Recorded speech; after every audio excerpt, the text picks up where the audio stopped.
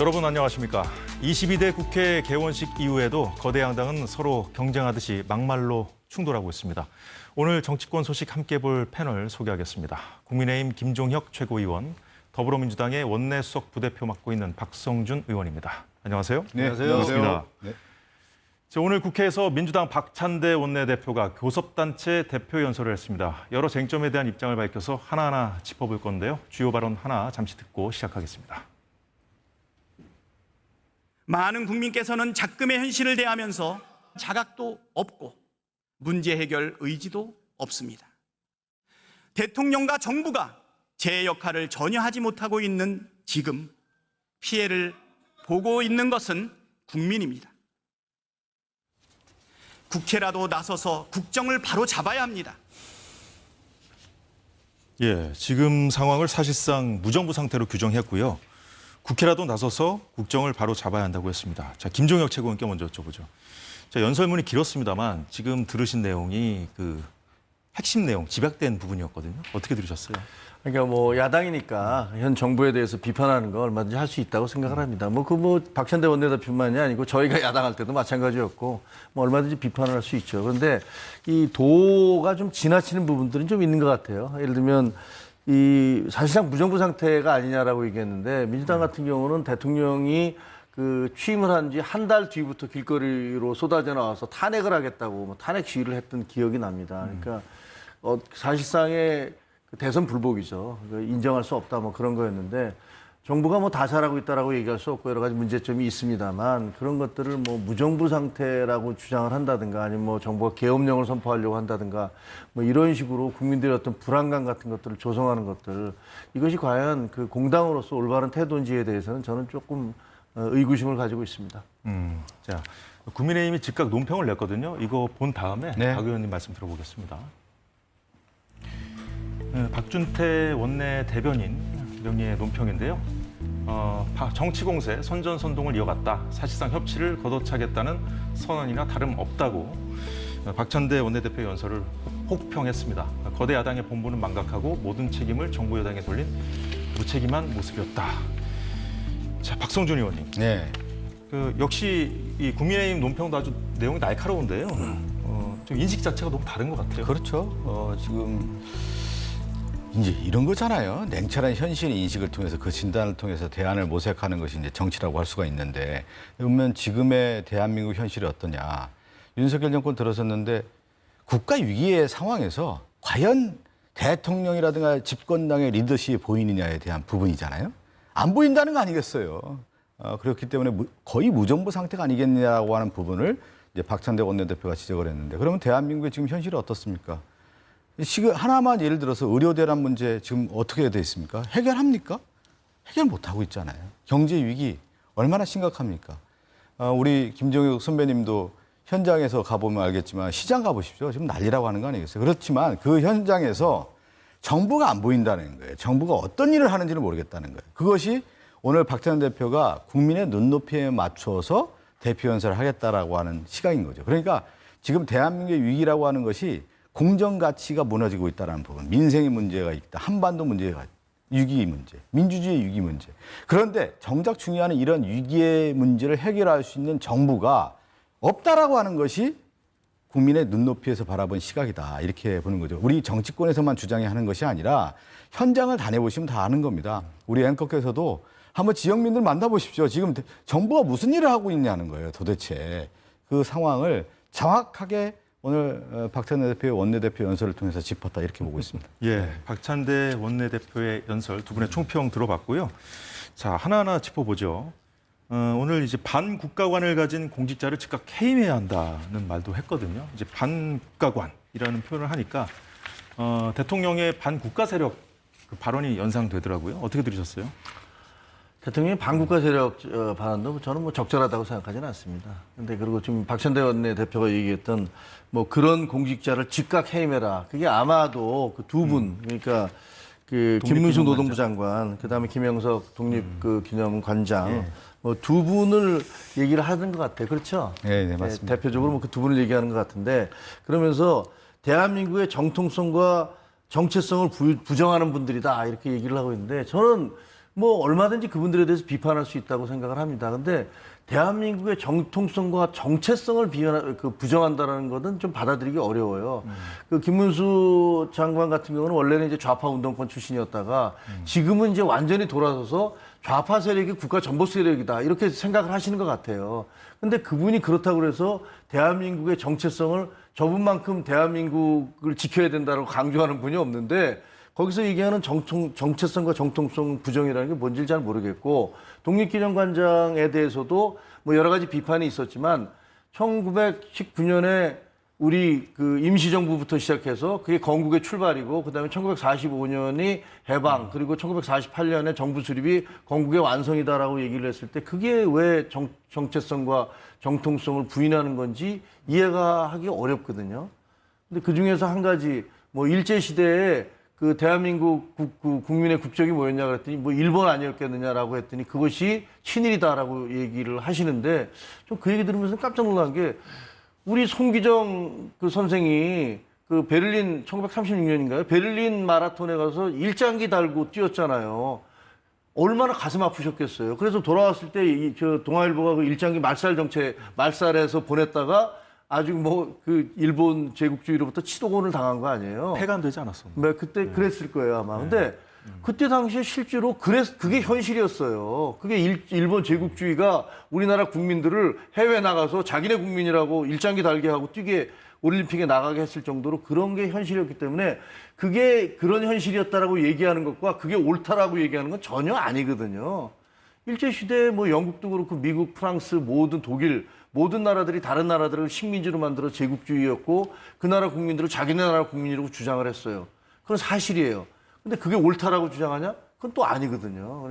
따라서 저는 지금 민주당에서 주장하는 것들 중에서 상당 부분 뭐 애국심에서 시작을 하셨겠지만 사실관계와 가치 판단을 두 개를 막 이렇게 섞어버려서 그렇게 주장하는 것들은 좀 과하다 이런 생각을 합니다. 예, 반국가관이라는 표현이 어떤 맥락에서 나온 건지 박성준 의원 반론 들어볼까요? 저는 그렇게 좀 말씀드리고 싶은데 이제 원래 이제 보수의 가치라고 하는 것이요. 이제 민족 공동체를 강조하고 그 나라의 어떤 역사라고 했을 때 이제 독립의 역사를 상당히 이제 강조하는 것이 원래 보수 세력의 기본적 가치예요. 그런데 지금 보면은 우리나라가 독립하고 그 이후에 어떤 대한민국의 어떤 정부 수립 과정에서의 이런 역사관을 바라볼 때 우리가 생각하는 기본적 가치와 역사적 상식과 공정과 상식에 맞지 않는 인사청문회에서 그대로 보지 않았습니까? 그런 면에서 김문수 후보라든가 김문수 장관이라고 해야 되겠네요. 그리고 김영석 독립관장, 독립기념관 관장의 모습을 볼 때 과연 이런 분들이 우리나라의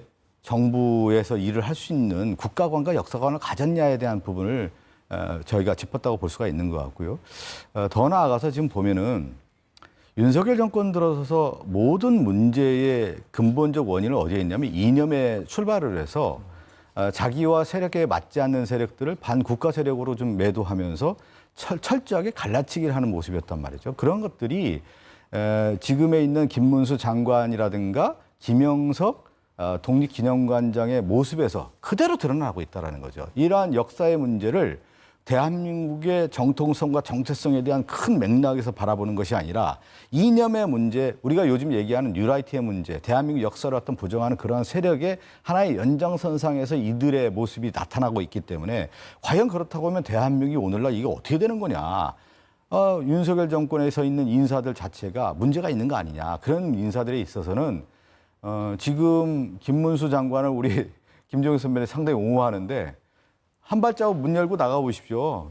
왜 이런 인사를 장관을 그렇게 없느냐. 노동부 장관 그렇게 없느냐. 이런 극우적 생각을 갖고 있는 인사가 장관, 노동부 장관 그리고 지금에 있는 현실에 노동 현실에 맞지 않는 장관을 임명한다는 것 자체가 그대로 윤석열 정권의 인사 난맥성을 보여주다라고 하는 것이 지금 현실인 겁니다. 아까 현실 인식하라고 했는데 그 현실인 겁니다. 그러니까 저는 그 김문수 장관 임명이 올바랐느냐에 대해서는 저도 뭐 상당 부분 다른 분들로 할 수 있지 않았을까라는 생각을 해요. 근데 그런 것과 별개로 그쪽에서 얘기하는 그 사람을 대한민국의 정체성과 정통성을 부인하다 하는 사람이다라고 얘기하는 것과는 별개라는 거죠. 그분의 노동 정책이 예를 들면 뭐 그 노조 활동에 대해서 무슨 굉장히 게릴라적이다든가 뭐 자살 특공대라든가 이런 얘기들을 한 건 전 올바르다고 생각하지 않아요. 그리고 그건 얼마든지 비판할 수 있다고 생각을 해요. 근데 그 사람에게 무슨 옛날에 무슨 빨갱이 딱지 붙이듯이 이 사람은 무슨 뭐 국가의 정통성을 부정하고 있어, 정체성을 부정해. 저는 그 사람이 그분 두 분 다 대한민국 국민으로서의 국가의 정체성과 정통성을 부인한다는 생각은 하지 않거든요. 그리고 그분들이 청문회에서 한 얘기도 그렇게까지 사람을 몰아붙일 건 없다라고 생각을 해요. 근데 민주당은 그런 식으로 막 얘기를 하시죠. 갈라치기 얘기하시는데 아니 자기 국민을 토착 외구로 몰아세우고 그다음에 반일 불매운동 동참하지 않는다고 얼마나 많은 사람들을 자기네 나라 국민을 매도를 했습니까? 문재인 정부에서 벌어졌던 일입니다. 갈라치기를 문재인 정부보다 더한 정권이 어디 있습니까? 그리고 저는 그때 국가 간 역사관 국가적 정체성 얘기한다면 글쎄 그때 여러 사람들이 도대체 우리나라의 뭐 중국한테 그렇게 혼밥 외교를 하고 북한으로부터 무슨 삶은 소대가리라는 얘기를 들으면서까지 거기에 대한 비난 한마디 하지 못한 대한민국 정부에 대해서 얼마나 많은 사람들이 그 비판을 했습니까? 저는 그런 것들을 생각해 보면 글쎄 지금 뭐 저런 분들에 대해서 뭐 인사가 다 잘 됐다 그런 생각하지 않습니다. 저도 다른 분 했으면 좋았을 수도 있겠다고 생각하지만 그분들을 정체성 그다음에 뭐 정통성 문제까지 제기하는 거는 너무 과하다는 생각을 하는 거죠. 박 의원님 추가 반론하시겠어요? 뭐 간단하게 얘기하면 지금 얘기한 것처럼 뭐 무슨 노동운동하는데 무슨 자살 특공대가 됐든 뭐 이런 걸 볼 때 노동관이 잘못된 거잖아요. 그거 자체부터 출발이 잘못된 거기 때문에 그것이 뭐냐면 국가관이 잘못된 것이죠. 그런 것들을 바라보는 시각이 있어서 그런 인사를 임명했다라는 것 자체가 문제고 독립기념관장으로서의 그 언어라든가 그 사람의 썼던 책이라든가 이런 내용들을 보면 독립기념관장하고는 맞지 않는 역할 아니겠습니까? 그런 면에서 우리 민당에서 이제 말씀을 드리는 거고 지금 국민의 눈높이에 맞는 인사가 아니라는 점을 강조한 겁니다. 네, 박찬대 원내대표가 의료 개혁 관련해서도 입장을 냈어요. 여야 의정, 그러니까 정치권뿐만 아니라 정부, 의사들까지 해서 협의체를 좀 만들자 이렇게 제안을 했는데 지금 상황 아시잖아요. 네네. 네. 이게 가능할 거라고 보고 제안을 한 건가요? 그럼 어떻게 할까요? 지금 보면 의료대란 문제에서 앞서도 제가 얘기한 것처럼 정부가 손을 놓고 있어요. 그리고 어떤 장기적인 이제 의대 정원이라는 문제는 국가 백년 대계와 얽혀 있는 문제 아니겠습니까? 인재 양성하고 걸려 있고 우리나라 어떤 의료 산업계의 생태 구조하고 맞물려 있기 때문에 충분한 수기와 공론의 과정을 거쳐야 되는 거고 인력 수급이 어떻게 되는 것인지 예를 들어서 의대 정원 2,000명을 늘렸을 경우에 공대라든가 다른 예를 들어서 이과라든가 이런 부분이 인력 수급이 어떻게 되는 건지를 장기적으로 봐야 되는 건데 즉흥적으로 2,000명을 결정한 거 아니겠어요?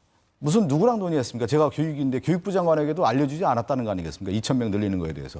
이런 나라가 어디 있습니까? 그런데 지금 이런 사태가 벌어졌는데 그러면 다시 내년에 2,000명을 뽑은 다음에 그 이후에 어떤 일이 벌어질지 아무도 예측을 못하는 거예요. 상당히 불안하다는 거 아니겠습니까? 그런 상태에서. 그러면 이대로 놔둘 수가 있느냐. 그러면 정부가 어떤 대안을 가지고 내놓고 우리가 이렇게 하겠다라고 하는 명확한 제시가 있어야 되는데 지금 손을 놓고 있어요. 지금 의료대란 상태의 문제에 대해서도. 그러면 역시 그래서 야당이라고 할 수 있는 역할이라고 하는 것은 정부 여당의 비판과 견제도 있겠지만 지금 문제를 해결할 수 있는 대안을 모색할 때 그렇다고 하면은 최소한의 협의체는 필요한 거 아니겠느냐. 여야 협의체가 필요한 거고 거기에 지금 당사자라고 할 수 있는 의료계라든가 그리고 정부가 이 협의체를 한번 만들어보자. 그래서 한번 대안을 만들어보자라는 거예요. 근데 정부가 안 하고 있으니까 이걸 대안을 야당에서 제안할 수밖에 없는 그런 상황에까지 온 것이죠. 예. 자, 김종혁 최고위원, 지금 한동훈 대표가 중재안을 낸 다음에 네. 현장 이것저것 다니면서 좀 동분서주하고 있더라고요. 네. 예. 어떻게 보십니까? 이 제안? 저는 이제 박찬대 원내대표가 얘기하신 여야 의정 협의체 긍정적으로 생각을 합니다. 왜냐하면 저희도 확인해 봤더니 정부와 저희 당과도 입장이 좀 달라요. 그러니까 이번 추석을 앞두고 이거 굉장히 걱정이 된다라는 것들에 대해서 아무 이상이 없을 거다라는 게 이제 정부의 설명이잖아요. 근데 아마 대통령이 그렇게 말씀하신 건 밑에서 그렇게 보고를 했으니까 그렇게 얘기를 하시겠죠. 본인이 뭐 그 넓은 데를 어떻게 다 알겠어요. 그렇게 얘기를 하셨는데 저는 어쨌든 이 주체가 해결의 주체가 정부인 건 맞습니다. 그런데 사실 지금 나타나는 여러 가지 징후들을 보면 아무 이상이 없을 거다라는 그 정부의 말이 좀 신뢰도가 떨어진 것도 사실이에요. 그렇다면 뭐 여야가 이런 부분들에 대해서 좀 적극적인 목소리를 내는 것들은 필요하겠다. 그리고 지금 당장은 정부와 의사분들과의 사이가 완전히 등을 돌리고 있기 때문에 뭔가 정치권에서 중재 역할을 하는 것도 필요하겠다라는 그런 생각은 합니다. 근데 저는 이제 그 정부에 대한 비판하는 것은 뭐 야당으로서 얼마든지 할 수 있지만 7개월 동안 이 의료 사태가 이렇게까지 악화될 때까지 사실상 민주당도 아무런 대안을 내지 않으셨어요. 민주당은 어떤 부분에 대해서 이 어떻게 보면 정치적으로 의사단체와 정부가 싸워라. 그래 뭐 너희들끼리 싸우는 거 보자라는 그런 태도를 보인 건 아닌가. 거기에 대해서 적극적으로 뭐 인원을 어떻게 하는 게 더 낫겠다라든가 이렇게 하자라든가 이런 제안을 내신 적은 없고 2026년의 유예안도 한동훈 대표가 먼저 그것을 내면서부터 그게 이제 불붙기 시작한 거 아닙니까? 이대로는 안 되겠습니다라고 얘기하니까 뭐 민주당에서도 뭐 TF팀도 만들고 그러시더라고요. 뭐 이게 지나간 일이니까 누구를 손가락질하고 비판할 수는 없습니다. 왜냐하면 책임은 정부한테 있는 게 맞아요. 그렇게 생각을 하지만 이번에 하여튼 여야가 함께 이렇게 의정협의체에 제안을 하셨으니까 이거 아마 추경호 원내대표도 그 제안이 들어왔으니까 이 부분에 대해서 어떻게 생각해서라도 좀 긍정적으로 갔으면 좋겠습니다. 일단은 의대 정원 문제가 워낙 그 비상식적으로 결정되고 이것을 상당히 이제 무게 중심을 윤석열 정권이 거기에 둔 것 같아요. 그러다 보니까 어떤 대안이라든가 어떤 좋은 제안에 대해서도 사실 눈과 귀를 가렸죠. 그렇게 들으면서 일반적으로 일방적으로 이제 추진해왔던 일이었기 때문에 그 누구도 제안을 받아주지 않았던 게 윤석열 정권의 모습이었고 지금 뭐 김종혁 선배님도 말씀했지만 한동훈 대표도 그런 얘기하다가 갑자기 윤석열 정권에서 윤석열 대통령도 그렇고 이 문제에 대해서 딱 손을 내치니까 아무 소리 못 하고 있는 거 아니겠어요? 그런데 이 문제를 과연 그대로 둘 수 있는 문제냐에 대한 부분을 저는 야당도 야당이지만 국민의힘 집권 여당의 역할이라고 하는 것은 정부와 함께 보조를 맞추는 것도 있지만 정당이기 때문에 정부가 잘못했을 경우는 비판도 하고 견제도 해야 되는 거거든요. 그런데 과연 이 의료대란 문제에 대해서 국민의힘이 어떤 역할을 하고 있는지 저는 의문이 들어요. 손을 놓고 있는 거 아니겠습니까? 지금까지? 이 문제는 같이 손을 놔서는 안 되는 거죠. 자, 그렇습니다. 이 문제는 이어지는 코너에 장상윤 대통령실 사회수석이 나오거든요. 조금 이따가 자세히 들어보기로 하고요. 넘어가겠습니다. 문재인 전 대통령 전 사위이죠. 서모 씨. 타이 스타젯 특혜 채용 의혹 수사하는 검찰이 문 전 대통령을 피의자로 적시하면서 이 역시 정치 쟁점화되고 있는데요. 화면 보면서 이어가겠습니다. 자, 당사자인 문다혜 씨가 SNS를 통해서 검찰 수사에 격하게 반응한 입장을 내놨습니다. 자, 내용을 좀 볼게요. 세 번째 문단부터 좀 보도록 하겠습니다. 가족은 건드리는 것이 아닌데 엄연히 자연인 신분인데 본인의 아버지 문 전 대통령을 지칭하는 것으로 보입니다. 이쯤 가면 막 하자는 거지요. 이제 과거에 노무현 전 대통령이 검사와의 대화에서 했던 발언이죠. 당시 검사가 청탁 의혹을 제기하자 격하게 반응하면서 노 전 대통령이 당시 했던 발언이었습니다. 그리고 이제 더 이상은 참지 않겠다고 했거든요. 자, 문다혜 씨의 이 메시지 어떻게 보셨는지 두 분 의견 좀 들어보죠. 먼저 김종혁 최고위원. 저요? 예. 야당이 먼저 했어야 되는 거 아닌가? 당사자인데. 저는 일단 그 말 자체가 좀 말이 좀 안 되는 것 같아요. 그러니까 가족은 건드리는 게 아닌데라는 것이 무슨 의미일까? 그러니까 대통령의 가족은 범죄에 연루돼 있어도 거기에 대해서 얘기하지 말라, 상관하지 말라 이런 건 아닐 거 아니에요. 사실 역대 대통령의 가족들이 많은 분들이 구속되고 영호의 몸이 됐었어요. 예를 들면 김영삼 대통령의 아들 김현철 씨도 구속이 됐고, 그다음에 그 김대중 대통령의 세 아들 뭐 삼홍 비리라고 해서 모두 다 사법 처리를 받지 않았습니까? 그 다음에 어떻게 보면 그 노무현 대통령의 그 노건평, 형님 노건평이라든가, 그다음에 그 따님도 무슨 100만 불을 그 집을 사는데 건네줬다라고 해서 수사를 받다가 노 대통령이 비극적 사태가 있은 다음에 그게 이제 공소가 기각된 거죠. 그리고 그 이후에 이명박 대통령도 봉화대 군인이 뭐니 하면서 이상득 형님 사법 처리가 있었고요. 그래서 어떻게 보면 모든 대통령들의 가족들도 죄를 짓고 문제가 있으면 사법 처리를 받는 겁니다.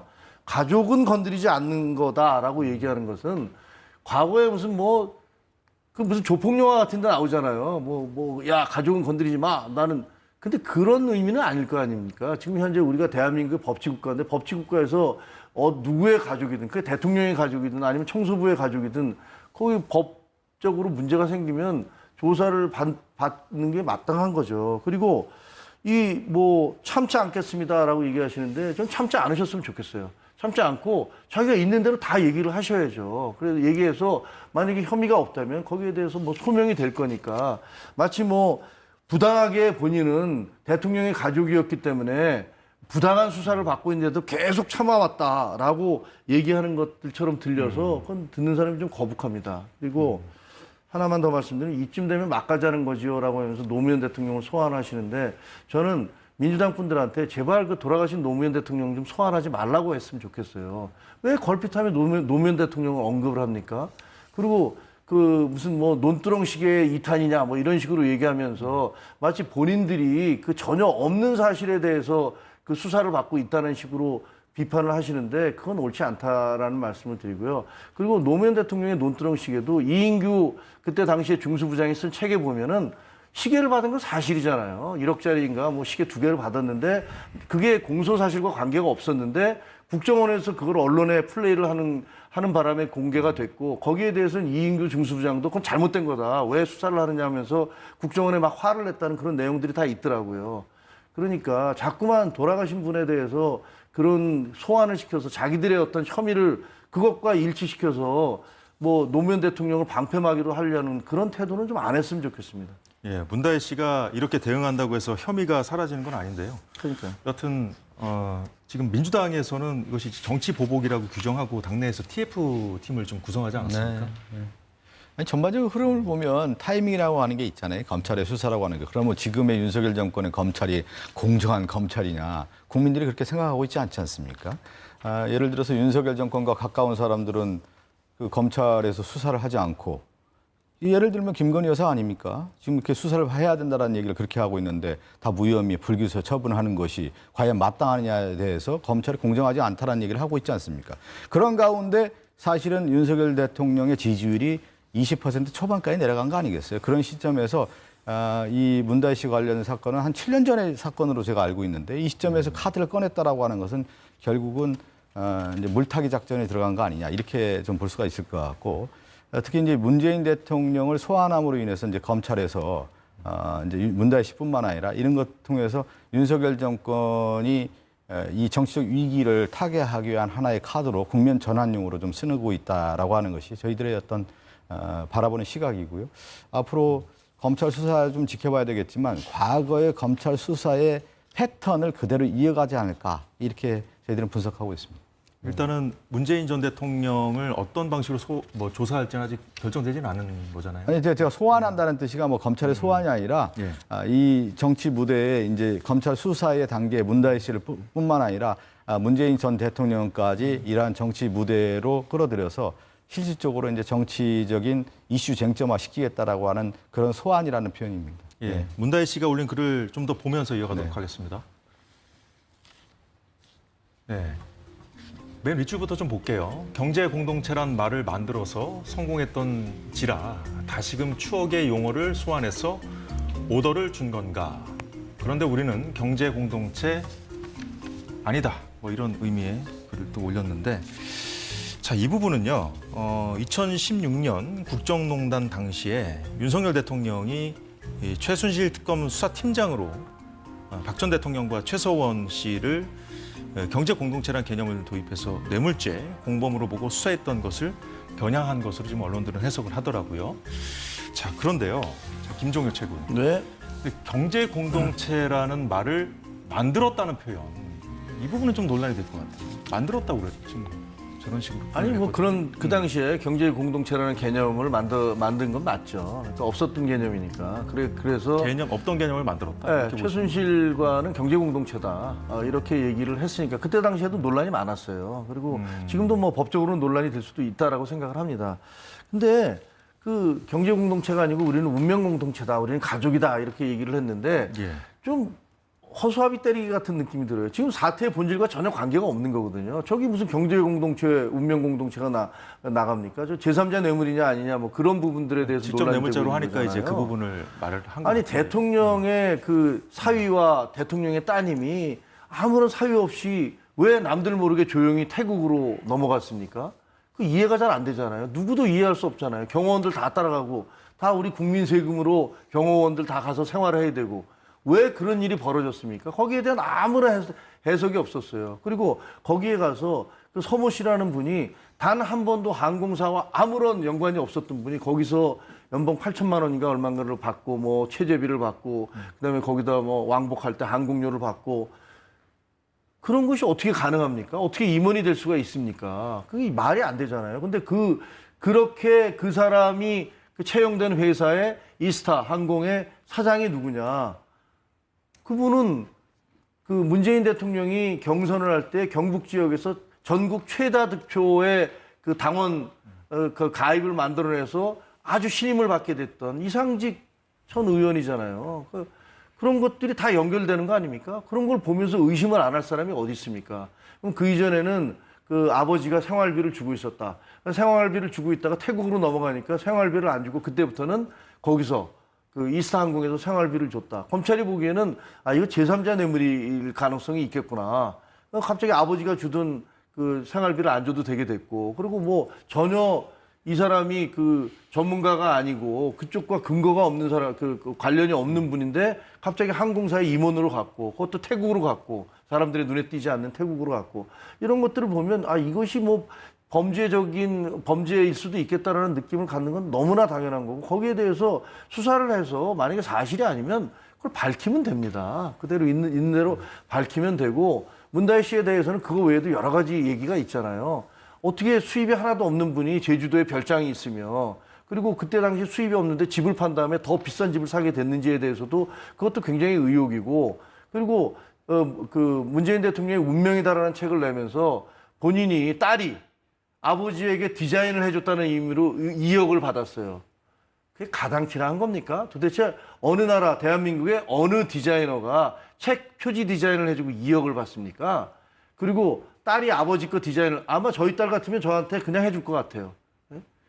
아니면 최소한의 뭐 이것도 받고 해주는가. 그리고 또 그 출판사는 5천만 원을 빌려줬어요. 아니 이게 도대체가 정상적으로 보면 이런 것들이 상식적으로 이루어질 수 있는 일이라고 보이지가 않거든요.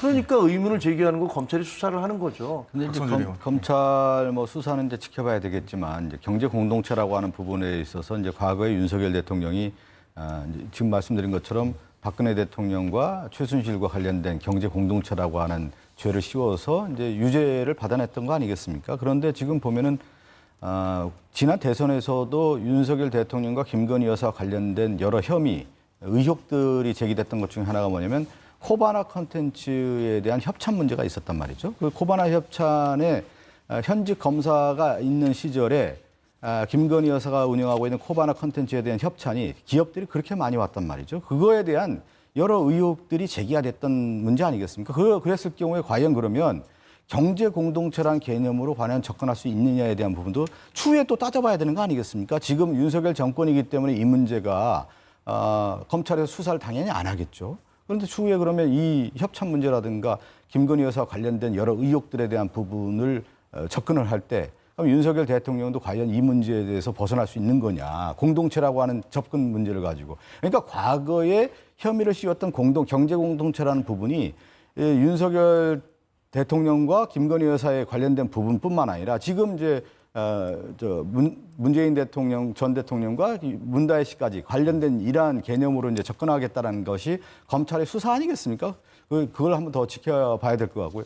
또 하나는 저는 이제 검찰 수사도 그렇고 또 하나가 이제 곽상도 전 의원의 아들이 50억 클럽에서 50억을 받았지 않았습니까? 그러면 도대체 그 아들에게 줬다라고 하는 건데 그러면 아들에게 준 겁니까? 곽상도 전 의원에게 준 거 아니겠습니까? 50억 클럽이라고 하는 그 자체의 문제가. 그런데 그 재판 결과를 보면 경제공동체가 아니라고 봤단 말이에요. 그 부분에 대해서는 분가했기 때문에 이러한 법적인 적용을 봤을 때 상식에 벗어나는 거 아니겠습니까? 아들에게 50억을 줬는데 곽상도 전 의원과 무관하다고 하는 것은 전혀 다른 문제 아니겠습니까? 이런 경우를 봤을 때 검찰의 수사라든가 이 법적 적용에 대해서 과연 공정한가에 대한 의문표를 계속 국민들이 제기하고 있는 문제 아니겠습니까? 곽상도 의원에 대해서는요, 예. 검찰에서는 유죄 구형을 했고, 이 법원에서 1심에서 그게 무혐의가 나와서 곧바로 항소를 했습니다. 그렇죠. 검찰에서는 그거 받아들일 수 없다라고 항소를 했어요. 제가 봐도 법감정으로 국민들이 보기에 그게 논리적으로 잘 이해가 안 되는 것 같아요. 그래서